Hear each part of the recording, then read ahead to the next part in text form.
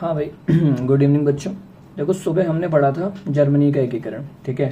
हमारा जर्मनी का एकीकरण तक पूरा सिलेबस हो गया है हिस्ट्री के पहले चैप्टर का। अब हम पढ़ने इटली का एकीकरण, ठीक है। कहाँ का एकीकरण? इटली का एकीकरण। अब देखो क्या है कि इटली भी 7 राज्यों में बटा हुआ था। कितने राज्यों में भाई? 7 राज्यों में बटा हुआ था, ठीक है। जैसे मैंने आपको बताया था ना कि जर्मनी में 39 प्रांत थे, 39 प्रांत थे, वैसे ही इटली में 7 प्रांत थे और ये 7 अलग अलग राज्यों में बटा हुआ था। एकीकृत नहीं था, इसका एकीकरण करना था, इसलिए हम इटली का एकीकरण पढ़ते हैं, ठीक है भाई। अब देखो 1830 के दशक में जूसेप्पे मैत्सनी, ये बहुत बड़ा एक आप कह सकते हो पॉलिटिशियन था, क्रांतिकारी कह सकते हो इसको, ठीक है। इस बंदे ने बहुत ट्राई किया था एकीकृत करने के लिए इटली को, ठीक है। जैसे कि इसमें लिखा है कि 1830 के दशक में जूसेप्पे मैत्सनी ने इटली में एकीकरण के लिए कार्यक्रम प्रस्तुत किया। सीधी सी बात है, कार्यक्रम प्रस्तुत करने का मतलब यह है कि जूसेप्पे मैत्सनी ने ही एकीकरण की शुरुआत करी थी इटली में, ठीक है। और इटली की कैपिटल है रोम। अब देखो 1830 एवं 1848 के क्रांतिकारी विद्रोह असफल हुए। अब ये भैया असफल हो गए। असफल क्यों हो गए? जैसे कि मैंने आपको बताया था कि अब देखो जर्मनी में क्यों असफल हुए थे, वहां की फौजों ने हरा दिया था, ठीक है। क्योंकि वो लोग खुद ही नहीं चाहते थे, वहां का राजा क्यों चाहेगा कि ये जो छोटे छोटे मेरे राज्य हैं इसको एक करके एक देश बना दिया जाए। ऐसे यहाँ था, यहाँ के जो राजा थे, जो 7 राज्यों के राजा थे, वो ये नहीं चाहते थे कि इटली का एकीकरण हो। इसलिए बार बार जो 1830 से 1848 तक जो भी प्रयास किए गए थे इटली को एकीकृत करने के लिए, इटली के एकीकरण के लिए, जूसेप्पे मैत्सनी के द्वारा ये सारे असफल रहे। फिर हुआ एक क्रांतिकारी बदलाव, ठीक है। अब क्या हुआ कि 1859 में फ्रांस से सर्डिनिया पिडमाउंट ने एक चतुर कूटनीतिक संधि की। देखो ये जो सर्डिनिया पिडमाउंट था ना, ये भी एक पॉलिटिशियन ही था, ठीक है। इसने भाई एक चतुर कूटनीति संधि की। देखो संधि मतलब मैंने आपको बताया था, जब 2 वर्गों के बीच या 2 समूहों के बीच एक समझौता होता है उसी को हम लोग कहते हैं संधि, ठीक है। अब ये जो सर्डिनिया पिडमाउंट था ना, ये फ्रांस का था। कहाँ का था ये? फ्रांस का। अब देखो फ्रांस चाहता था कि इटली का एकीकरण हो जाए, ठीक है। लेकिन एक कंट्री थी ऑस्ट्रिया, इसको हर चीज में प्रॉब्लम है, ठीक है। ऑस्ट्रिया को प्रॉब्लम थी जर्मनी के एकीकरण में, ऑस्ट्रेलिया को इटली के एकीकरण में भी प्रॉब्लम है। अब देखो क्या हुआ कि ये जो फ्रांस का बंदा है ना सर्डिनिया पिडमाउंट, उसने एक कूटनीति संधि कर ली। अब इसने एक संधि कर ली, अब उससे हुआ क्या, जिसके माध्यम से उसने ऑस्ट्रेलिया वालों को हरा दिया। अब देखो उसने ऑस्ट्रिया को सीधा सीधा हरा दिया।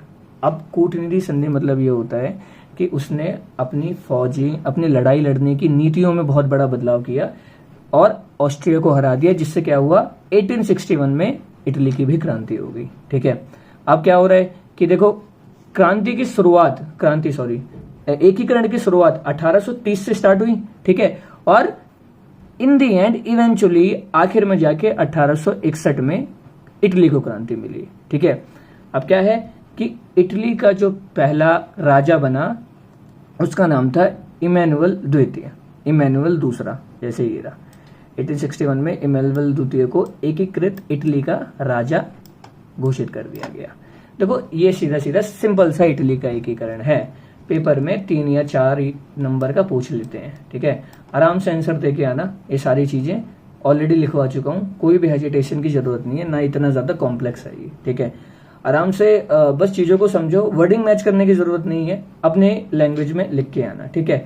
अब हम 3 नेताओं के बारे में पढ़ेंगे जो इटली के एकीकरण में, जब हम इटली के एकीकरण के अध्ययन करते हैं, इटली का एकीकरण का अध्ययन करते हैं, तो उसमें इन 3 लोगों की भूमिका जो है वो बहुत अहम रही है। जैसा कि आपके सामने है ये जूसेप्पे मैत्सनी, काउंट कैमिले दे कावुर, जूसेप्पे गैरिबाल्डी, ठीक है। अब देखो इनके नाम बहुत बड़े बड़े अजीब हैं, ये इंडियन नाम की तरह नहीं मिलेगा आपको, रमेश, सुरेश, महेश, ऐसा नहीं है बिल्कुल।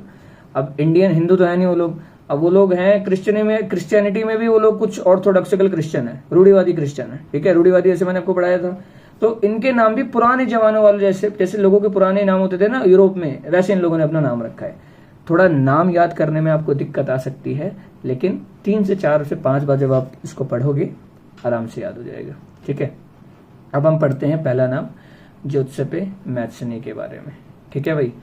अब क्या है कि इन भाई साहब का जन्म 1807 में जेनेवा में हुआ था। जेनेवा ना ये फ्रांस में एक जगह, जो हमने पूरा फ्रांस का पढ़ा था। फ्रांस की क्रांति कब हुई थी भाई? 1789। ठीक है, फिर राइटिंग पे मत जाओ, I am using my mouse. ठीक है, यहाँ पे पेन लेके नहीं बैठा हूँ मैं, तो facing some difficulty, let it go. ठीक है, 1789 सबको दिख रहा है। अब क्या कह रहे हैं कि इसका जन्म 1807 में जेनेवा में हुआ था। कुछ समय पश्चात वह कार्बोनारी में गुप्त संगठन के सदस्य बन गए। ठीक है भाई, एक कार्बोनारी जगह है, वहां पे गुप्त संगठन के सदस्य बन गए। गुप्त संगठन पता क्या होते हैं? जैसे कि इंडिया की गुप्त संगठन यानी कि सीक्रेट एजेंसी हम कह सकते हैं, रॉ है। क्या है भाई? Raw, research and analytics wing. ठीक है, ऐसे ही पाकिस्तान की है ISI। ठीक है, सब कंट्रियों की अलग अलग होती है। ठीक है, जैसे कि इजराइल कंट्री की है मोसाद। ठीक है, ऐसी बहुत सारी कंट्रियों की, सबकी अपनी अलग अलग खुफिया एजेंसीज होती हैं। ठीक है, ऐसी कार्बोनारी करके भी एक खुफिया एजेंसी थी जिसमें ये जोसेफ मैत्सनी जी शामिल हो गए थे। ठीक है, देखो 24 साल की युवावस्था में लगुरिया में क्रांति करने के लिए उन्हें 1831 से देश से निकाल दिया गया। ठीक है भाई, अब एक जगह थी लगुरिया, वहां पे इन्होंने क्रांति कर दी। क्रांति मतलब मैंने आपको बताया था ना कि जब एक बदलाव बहुत बड़े क्षेत्र या बहुत समय बाद आया हो और बहुत बड़ी तादाद में आया हो, उसको कह देते हैं हम क्रांति। ठीक है, देखो अभी बदलाव क्या कहते हैं? बदलाव इन द सेंस ऑफ कि मैं आपको क्लास में आके पढ़ाता हूँ फिजिकली मोड में, आज मैं आपकी क्लास ले रहा हूँ ऑनलाइन मोड में। ठीक है, वर्चुअली ले रहा हूँ। वर्चुअली इसको आप कहोगे कि हाँ भैया ये होता गया बदलाव। क्रांति आप इसको तब बोलोगे जब जिंदगी भर अगर मैं आपको पढ़ा रहा हूँ और वर्चुअली पढ़ाने लग रहा हूँ, तो उसको आप बोलोगे नहीं भैया ने पढ़ाने में क्रांति कर दी। ठीक है, इसको बोलते हैं क्रांति। ये जो जोसेफ मैत्सनी था, इसने लगुरिया में क्रांति कर दी थी, इसके लिए उससे 1831 में देश निकाला कर दिया गया था। ठीक है, ये जो वर्ड है ये पहली बार सुन रहे हो आप।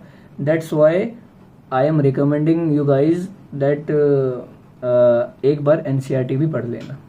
ठीक है, अभी नहीं, फर्स्ट टर्म में मत पढ़ो, नोट से काम चल जाएगा, बट जब आप बोर्ड देने जाओगे उससे पहले धीरे धीरे करके एक चैप्टर अपना निपटाते रहो NCERT का। ठीक है, हर संडे एक चैप्टर पढ़ लिया करो, आराम से चीजें समझ में आ जाएंगी। और अगर जो समझ में नहीं आएगा उसके लिए मैं बैठा हूँ, 100 बार पूछो, 1000 बार पूछो, कोई दिक्कत नहीं है। ठीक है, अब देखो क्या हुआ कि तत्पश्चात उन्होंने 2 और भूमिगत संगठनों की स्थापना की। ठीक है, तत्पश्चात उन्होंने 2 और भूमिगत संगठनों की स्थापना की। पहला था मोरसोई में यंग इटली और दूसरा बर्न में यंग यूरोप। ठीक है भाई, मरसोई में इन्होंने उन्होंने 2 और भूमिगत मतलब जमीन से जुड़े हुए, ठीक है, जमीन से जुड़े हुए संगठनों की स्थापना की। पहला था मोरसोई में यंग इटली और दूसरा था बर्न में यंग यूरोप। मैत्सनी द्वारा राजतंत्र को जोरदार विरोध एवं उसके प्रजातांत्रिक सपने में ने रूढ़िवादी के मन में भर दिया। ठीक है भाई, क्या कह रहा है ये? मैत्सनी द्वारा राजतंत्र का जोरदार विरोध। मैत्सनी याद रखना, जो जोसेफ मैत्सनी है ये राजतंत्र, राजा के द्वारा शासन के बहुत ज्यादा विरोध में था। ठीक है, ये नहीं चाहता था कि भाई राजा शासन करे पूरे यूरोप में कहीं भी। ठीक है, उसके प्रजातांत्रिक मैंने बताया था ना, लोकतंत्र को ही प्रजातांत्रिक बोलते हैं। उसके प्रजातांत्रिक सपनों ने रूढ़िवादियों के मन में भय भर दिया। ठीक है भाई, अब जितने भी रूढ़िवादी लोग थे, जितने भी पुरानी विचारधारा वाले लोग थे, जो ये चाहते थे कि नहीं भाई हमें पुरानी विचारधाराओं से ही चलना है, हमें वही चलना है कि एक कुलीन वर्ग हो, एक तीसरा वर्ग हो, पहला पादरी वर्ग हो, हमें ऐसे चल रहा है और हमें राजा ही चाहिए, हमें राजतंत्र ही चाहिए। इन लोगों के मन में एक डर भर दिया कि भाई एक बंदा है जोसेफ मैत्सनी जो बहुत ज्यादा ताकतवर है और ये चाहता है कि राजतंत्र को खत्म करके लोकतंत्र या प्रजातंत्र की स्थापना करी जाए। ठीक है भाई, अब ये क्या कह रहा है कि मैटरनिख ने उसे हमारी सामाजिक व्यवस्था का सबसे खतरनाक दुश्मन बताया। मैटरनिख एक लेखक थे, काइंड ऑफ लेखक कह लो या आप एक इंटेलेक्चुअल कहते हैं ना। इंटेलेक्चुअल मतलब वो जो बहुत ज्यादा पढ़े लिखे होते हैं, जिनकी राय बहुत ज्यादा मैटर करती है। समाज का एक बंदा होता है ना ऐसे हर समाज में कि भाई वो जो बोल देगा वही सत्य है। तो Metternich was that kind of person that time in the Europe. Metternich ने बोला था कि मैटरनिख ने उसे हमारी सामाजिक व्यवस्थाओं का सबसे खतरनाक दुश्मन बताया था। सामाजिक व्यवस्था जो थी उनकी, जो सामाजिक व्यवस्था कैसी थी कि समाज 3 भागों में बटा हुआ था। अब जो मैटरनिख थे वो भी थोड़ी रूढ़िवादी विचारधारा के थे। उनको भी यही लगता था कि राजा का जो शासन है वो बहुत बढ़िया है, लोकतंत्र नहीं आना चाहिए। और उन्होंने ही मैटरनिख को बोला था ये हमारे समाज के लिए बहुत खतरनाक है और बहुत खतरनाक दुश्मन है। ये हो गया हमारा जुत्सेपे मैत्सनी। ठीक है भाई, देखो ज्यादा जोर देने की जरूरत नहीं है, आप इसको बस समझो कि ये क्रांतिकारी नेता थे जो ये चाहते थे कि राजतंत्र को खत्म करना चाहिए और लोकतंत्र की स्थापना करनी चाहिए। ठीक है, जिनका जन्म 1807 में जनेवा में हुआ था। बस इतना सा याद रखो और पेपर में इतना ही लिख के आना है। इनको याद करने के लिए इतना जोर नहीं देना, ये साइडलाइन चीजें हैं। ठीक है, इतना ज्यादा जोर नहीं देना इनको याद करने में, बस आप इनको समझो कि इनकी विचारधारा कैसी और ये क्या कहना चाह रहे हैं। ठीक है भाई, अब हम पढ़ेंगे ज्यूसेपे गैरिबॉल्ड। इसके बारे में ज्यूसेपे गैरिबॉल्डी। ठीक है भाई, अभी क्या कह रहा है कि यह नियमित सेना का हिस्सा नहीं था। ये जो बंदा है ना, ये सेना का हिस्सा नहीं था। ठीक है, उसने इटली के एकीकरण के लिए सशस्त्र स्वयं सेवक का नेतृत्व किया था। इन भाई साहब ने अपनी एक आर्मी बनाई थी। ठीक है, ये किसी आर्मी का हिस्सा नहीं थे। इन भाई साहब ने अपनी ही आर्मी बनाई थी। अब किसके लिए बनाई थी? इटली के एकीकरण के लिए। ठीक है भाई, 1860 में दक्षिण इटली और 2 सिलसिलियों के राज्य में प्रवेश कर गए। अब देखो क्या हुआ कि 1860 में वे दक्षिण इटली और 2 सिसिलियों के राज्य में प्रवेश कर गए। दक्षिण इटली की साइड से देश में प्रवेश कर गए और स्पेनी शासकों को हटाने के लिए स्थानीय किसानों का समर्थन पाने में सफल रहे। अब देखो भाई, इटली पर ना स्पेनी शासकों ने कब्जा कर रखा था उस टाइम। जो 39 स्टेट्स में बटा हुआ था ना इटली, उसमें कुछ स्पेन का भी हिस्सा था। स्पेन ने भी कब्जा कर रखा था, स्पेन की राजाओं ने कब्जा कर रखा था। और स्पेनिश राजाओं को हटाने के लिए इटली के किसानों ने ज्यूसेप्पे गैरिबॉल्डी की एक आर्मी बनाने में मदद करी थी। ठीक है, अब क्या हुआ था कि उसने दक्षिण इटली एवं सिसिली को राजा इमैनुअल द्वितीय को सौंप दी और इस प्रकार इटली का एकीकरण संभव हो सका। देखो भाई, मैंने आपको क्या बताया था कि स्वतंत्र एकीकरण के बाद इटली के एकीकरण के बाद इमैनुअल द्वितीय जो पहले राजा बने थे। ठीक है, उसके बाद ये जो ज्यूसेप्पे गैरिबॉल्डी थे ना, इन्होंने दक्षिण इटली को जीता था और सिसिलियों के 2 राज्य को जीता था, जिसको इन्होंने इमैनुअल द्वितीय को सौंप दिया। ठीक है, इससे ये पता चलता है कि ये भाई साहब गद्दार नहीं थे। ये अपने राष्ट्र जो कि इटली था, उसके लिए उनके अंदर एक राष्ट्रवादी भावना थी और वह एकीकरण ही चाहते थे एट एनी कॉस्ट। ठीक है, हमने पढ़ लिया ज्यूसेप्पे गैरिबॉल्डी के बारे में। ठीक है, देखो मैं हो सकता है थोड़ा कॉम्प्लेक्स हो तुम्हारी समझना, मैं बस विचारधारा समझा रहा हूँ। ये जो लोग हैं 3 लोग इसमें बड़े इंपॉर्टेंट है। ठीक है, हो सकता है बड़ी मुश्किल से इसमें इनके बारे में कुछ क्वेश्चन पूछा जाए, 1 आध नंबर में पूछ लेंगे। बार बार बोल रहा हूँ कि बस ये समझो कि इन्होंने क्या किया था और कहाँ किया था। ठीक है, अगर आपको बहुत ज्यादा वैसे पढ़ना है कि डीपली जाके, then you have to go with the NCERT. But the thing is कि मैं आपको नोट्स के थ्रू समझा रहा हूँ। ठीक है, क्योंकि हमारे पास टाइम भी नहीं है अभी। बोर्ड के लिए जब हम रेडी करेंगे अपने आप को, तब हम एक डीप लाइन पढ़ेंगे। ठीक है, लेकिन अभी आपको कोई भी प्रॉब्लम इससे रिलेटेड है, क्लास में डिस्कस कर लेना, आइदर अपनी एनसीईआरटी को खोल लेना। ठीक है, अब हम आगे बढ़ेंगे। तीसरा, काउंट कैमिले दे काउर। ठीक है भाई, काउंट कैमिले द काउर, ये भाई साहब भी बड़े इंपॉर्टेंट है। ठीक है, अभी ये कह रहा है कि सार्डिनिया पिडमांड का प्रमुख मंत्री था। ठीक है भाई, सार्डिनिया पिडमाउंट का प्रमुख मंत्री था।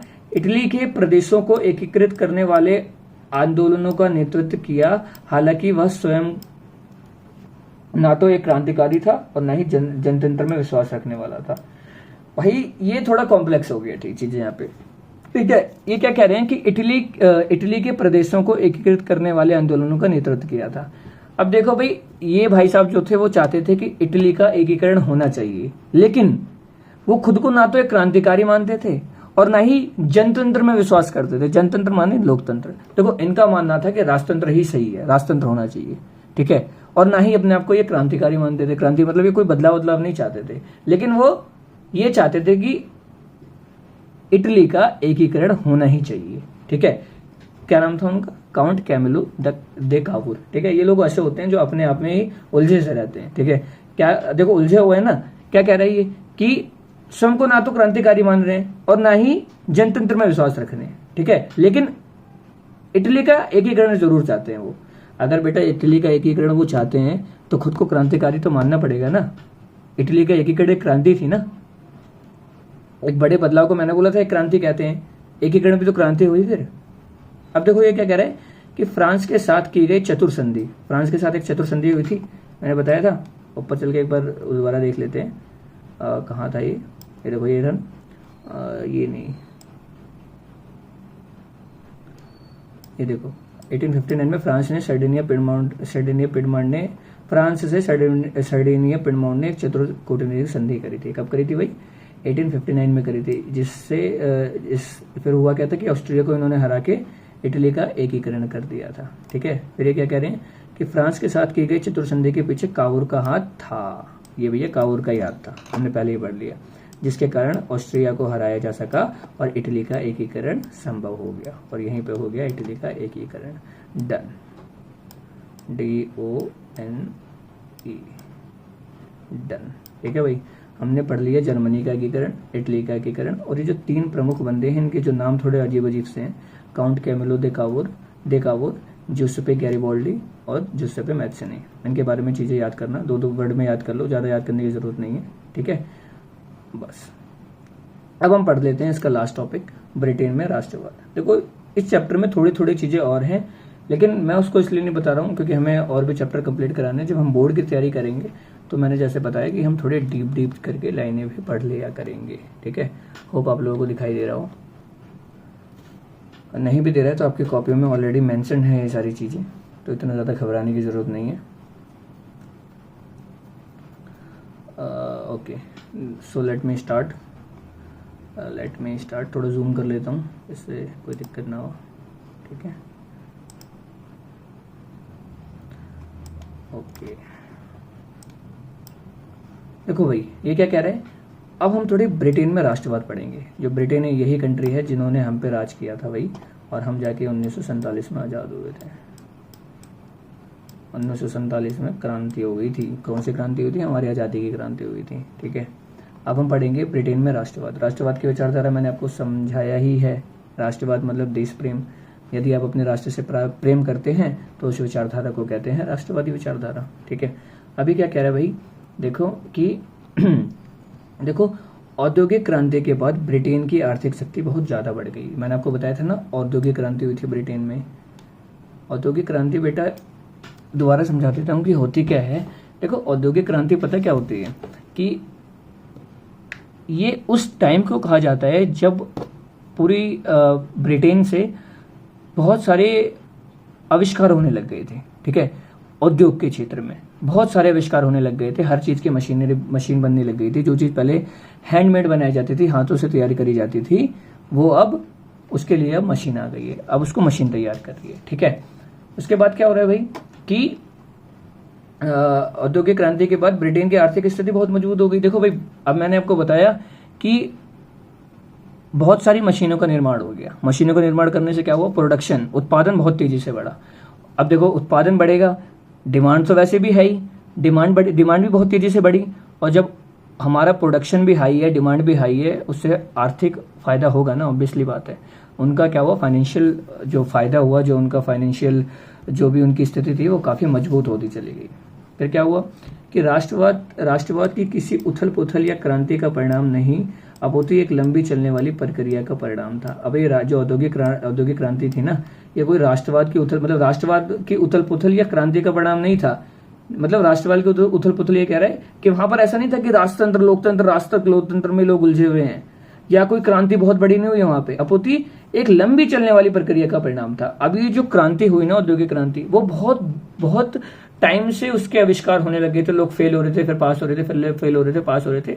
इसका कहने का यह मतलब है कि जिस टाइम लोग अपने राजतंत्र लोकतंत्र में उलझे हुए थे ना, उस टाइम ब्रिटेन आविष्कार कर रहा था, वो चीजों पे एक्सपेरिमेंट कर रहा था, और बहुत टाइम के बाद औद्योगिक क्रांति के माध्यम से उसे सक्सेस मिली थी। ठीक है, अभी कह रहा है कि 18वीं शताब्दी से पूर्व ब्रिटेन एक राज्य नहीं था।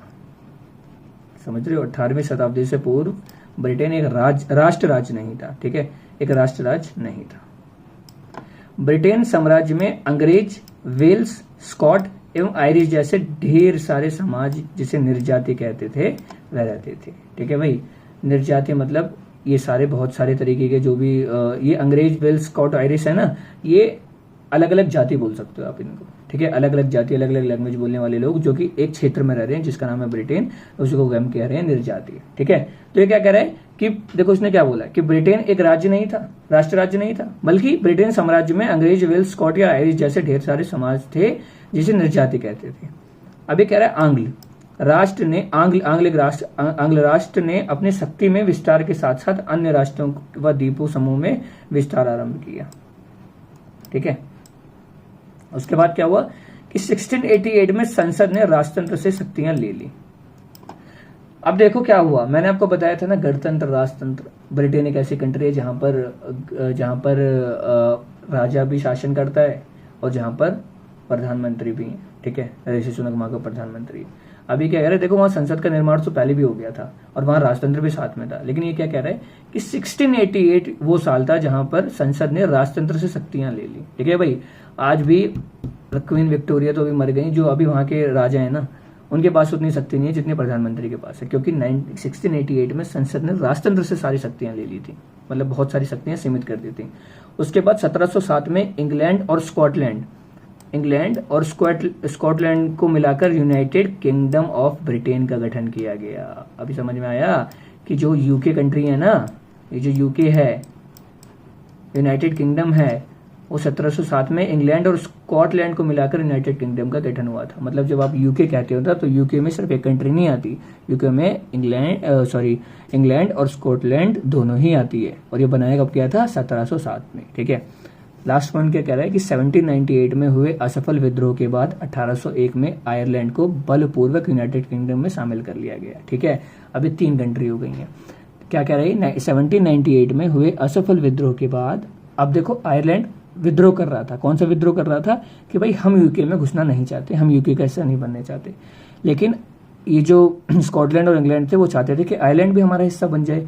तो 1798 में हुए असफल विद्रोह के बाद 1801 में आयरलैंड को बलपूर्वक, मतलब जबरदस्ती यूनाइटेड किंगडम में शामिल कर लिया गया, ठीक है भाई। ब्रिटेन ने जबरदस्ती ही आयरलैंड को शामिल कर लिया था यूनाइटेड किंगडम में, ठीक है। अब देखो जो इंग्लैंड है ना वो अलग कंट्री है, ठीक है। इंग्लैंड ब्रिटेन एक हो गई, ठीक है। जब आप यूके की बात करते हो ना पूरी यूनाइटेड किंगडम की, तो उसमें 3 कंट्री आती हैं। 3 कंट्री कौन सी? पहली आती है इंग्लैंड, सॉरी यहाँ राइटिंग के लिए। दूसरी आती है आयरलैंड, तीसरी आती है ये कौन सी थी ये? स्कॉटलैंड। तो इंग्लैंड, आयरलैंड, स्कॉटलैंड को मिलके क्या बना जाता है बेटा? यूके, ठीक है, यूनाइटेड किंगडम। तो here is your chapter, the ending of the chapter. I hope आप लोगों को समझ में आया हो, ठीक है। थोड़ा चलो ग्लोब के थ्रू भी समझाने की कोशिश कर देता हूँ तुम लोगों को। देखो बेटा ये रहा ग्लोब, ठीक है, ये रहा ग्लोब, ये रहा पूरा यूरोप, ठीक है। यही है हमारा पूरा यूरोप। अभी जो कंट्री आप देख रहे हो दिखाई दे रही है इटली का क्रिकेट पढ़ा हमने। ये रही हमारी यूक्रेन, ये रही पोलैंड, ठीक है। ये रहा जर्मनी, ये रहा फ्रांस, ठीक है। इसके बाद आप इधर आओगे तो स्पेन, ठीक है। फिर ये रहा यूनाइटेड किंगडम। ये सारी चीज़ें यहीं पे ही हैं, कहीं जाने की ज़रूरत नहीं है आप लोगों को, ठीक है। तो हमारी चैप्टर का यहाँ पे एंड हो गया है। नाउ आई होप आप लोगों को समझ में आया हो, ठीक है। कल हम पढ़ेंगे नेक्स्ट क्लास से विकास चैप्टर जो इकोनॉमिक्स का है, ठीक है। जो आपको मैंने नोट्स दिए हैं वो सारे अपने कॉपीज़ में कर लेना।